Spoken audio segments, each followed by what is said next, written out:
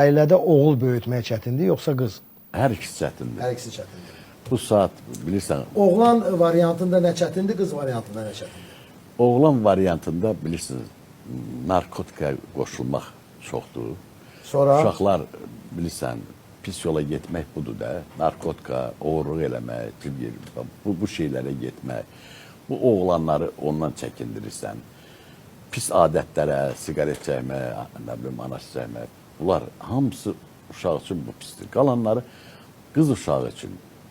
Qızı daima əsasən 11 yaşından mən buradan bütün analara çağırış edirəm. Xahiş edirəm, təvəqqə edirəm 11 yaşından 20 yaşına qədər qızını hər dəqiqə nəzarətdə saxlasın.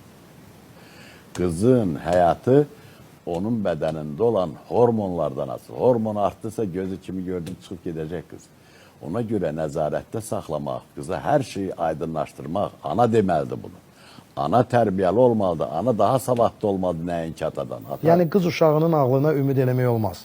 Hormon olan yerdə özündən asılı deyil. Hormon bilsin nədir?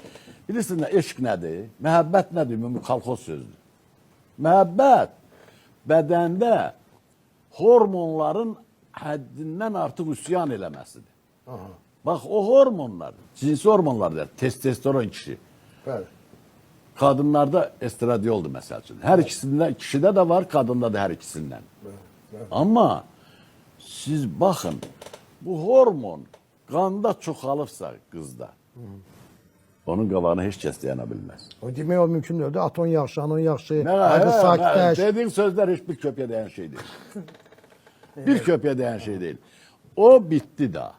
Yani vaktinde yani o kız gördü ki hormon çoktu.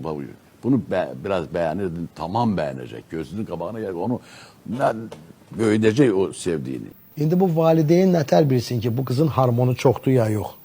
Onu ben ne dedim? Ana bilməlidir. Bak incə dedim ki 11 yaşından Bəli. 19-20 yaşına kadar analar kızlarını nəzarətdə saxlamalıdır.